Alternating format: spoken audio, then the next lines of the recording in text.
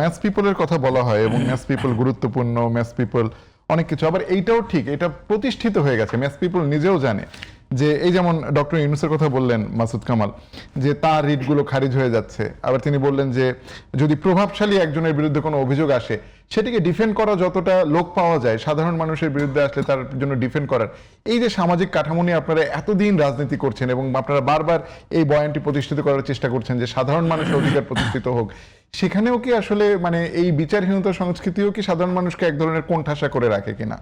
না, এটা হয় কি যে আমাদের সমাজটা কিসের উপরে দাঁড়ায় আছে, ডমিনেট করতেছে কারা, তার উপরে এটাই হচ্ছে, এটাই তো স্বাভাবিক।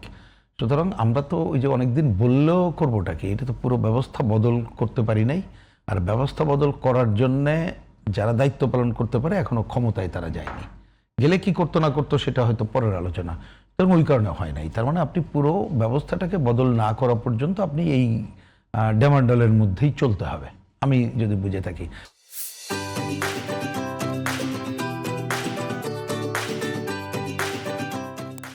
এখন এই ডামাডোলের মধ্যে চলতে যেয়ে কতটুকু করা যাবে সেটা হচ্ছে, যদি ওই যে মাস পিপল, অবশ্যই মাস পিপল মানে তো অধিকাংশই তো তারাই সমান্ত ভোটের অধিকার, এবং তারা ইউনাইটেডলি যেটা চিন্তা করবে সেই চিন্তার প্রতিফলিত হওয়ার কথা গণতন্ত্রেতে, সেটা মানতেও হবে।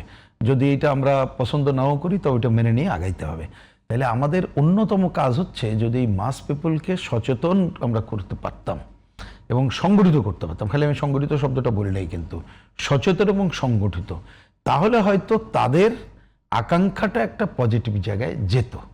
সেইটা না হলে হয় কি, ওই যে আমরা তো পারি নাই, সে তো বললামই আপনাকে, যেমন মাসুদ কামাল ভাই কারেক্টলি বলছেন যে অনেক ক্ষেত্রে আমরা কি ভাবলাম না বললাম, আমরা যুক্তি তর্ক দিতে পারি, কিন্তু মানুষের পারসেপশনটা কিন্তু একটা বড় ব্যাপার, এবং এই পারসেপশনটাও কিন্তু ক্ষমতাসীনদের বিবেচনা রাখা দরকার। আপনার এই টাইটেলের বিবেচনাও যদি বলি আইনের শাসন এবং নিরাপত্তা নিশ্চিত করার জন্য, তাই নাহলে তো এই মাস পিপল আপনি যেটা ভালো কাজ করলেও সেটাকে আপনাকে নিয়েই প্রশ্ন করবে।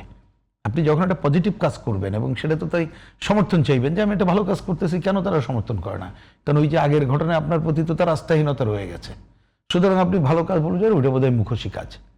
সুতরাং এই মাস পিপলকেও সচেতন করার দায়িত্ব কিন্তু রাষ্ট্র এবং সমাজেরও, যে কাজটা অনেক সময় আমরা হয়তো বুঝাইতে পারি না। যেমন কি কারণে আমি প্রসঙ্গ করে বলি, আপনাদের এই টেবিলে অজস্রবার বলেছি যে যে কোনো একটা কিছু করার জন্যে আমরা যেমন স্বচ্ছতা এবং জবাবদিহিতার কথা বলি, এই দুটা কাজ করতে হবে, কিন্তু আর একটা গুরুত্বপূর্ণ কাজ আছে, মানুষকে অংশগ্রহণ করানো, মানে তার সাথে কথা বলে তাকে ইনভলভ করা। তাকে ইনভলভ করা মানে শুধুমাত্র তার মত নিলাম, নট দ্যাট। সে যদি ইনভলভ হয়, ধরুন ওই মতটার সাথে আমরা মিলল না, তাহলে আমরা যে কেন ওই মত গ্রহণ করলাম না, এটা যদি আমরা আলোচনার মধ্যে নিয়ে আসি, তাহলে তারও চিন্তার স্তর কিন্তু উন্নত হইতে পারে, বা আমরা তার কথাটা গ্রহণ করে আমাদের চিন্তার স্তর উন্নত করে কিন্তু যেতে পারি। তাইলে যে একটা, যদি আপনি ইতিবাচক সমাজ, ভালো সমাজের কথা চিন্তা করেন, তাহলে এই সামগ্রিক ধারায় যাওয়ার দরকার ছিল, কিন্তু সেটা তো নাই। তো যে আপনি উদাহরণ দিলেন না যে অঞ্চলের কথা, যে আপনি তো, আমরা তো অনেক উচ্চমার্গের আলোচনা করলাম, যে ওই ছেলেটি সে এখান থেকে ছুরি নিয়ে যাওয়া আসা করতেছে, এ করতেছে, সে করতেছে, এবং তার সম্পর্কে এখন অনেক কথা বেরোচ্ছে। ওখানে তো কোনো সমাজ, একটা সময় কিন্তু এগুলো সমাজ অ্যালাউ করতো না, এটা খেয়াল করেন। সমাজ কিন্তু চোখতো, সমাজের কাছেও একটু ভয়ে ভয়ে এগুলো লুকায় করতো, এখন তো লুকায় করে না। তার নানা কারণের মধ্যে একটা তো অবশ্যই, যদি একেবারে আমরা ব্যক্তি নিরপেক্ষ, দল নিরপেক্ষ কোনো দিকে না থেকে আইনের শাসন প্রতিষ্ঠা করতে পারতাম, তাইলে একটা ব্যাপার থাকতো। আর যদি ওই যে সমাজের বিভাজনটাকে, ন্যূনতম বিভাজন সমাজে আপনি কাল পরশু পুরোটা পারবো না, দলীয়করণ অন্য জায়গাটা না পারতাম, তাইলে হয়তো বা কিছুটা আগাতে পারতাম। সেই জায়গাটাই আমাদের ফেলিওরের জায়গায় হয়নি, যার জন্য আমি ওই কথাটা রিপিট করছি, যে ধরেন রমেশের ঘটনা যেভাবে দেখলাম, আমাদের স্বরাষ্ট্রমন্ত্রী, প্রধানমন্ত্রী ভূমিকা নিলেন, এই যে বলতেছেন চার্জশিট দিয়ে অলরেডি আজকেই হয়েছে এবং 5-7 দিনের মধ্যে বিচার করবেন। আমি জানি না,